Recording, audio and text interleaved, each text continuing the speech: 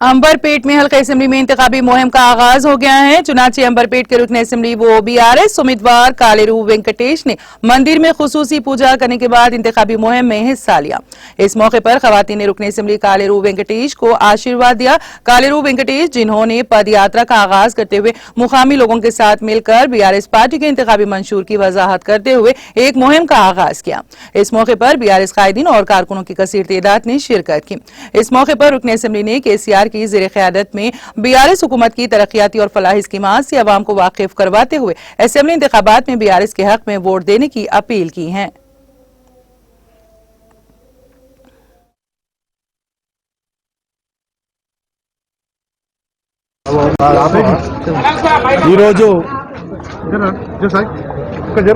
ప్రచారంలో భాగంగా మొట్టమొదటి రోజు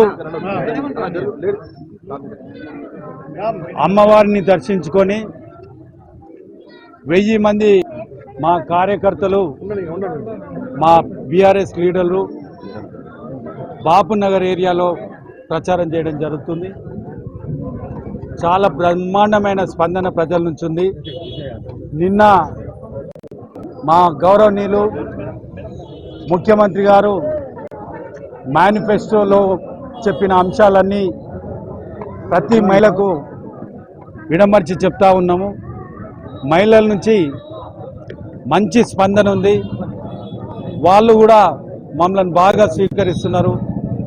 ప్రతి ఒక్క మహిళ కారు గుర్తుకే ఓటేసి మరియు మన ముఖ్యమంత్రి కేసీఆర్ గారిని మూడోసారి ముఖ్యమంత్రిగా చేయాలని వాళ్ళే కోరుతా ఉన్నారు।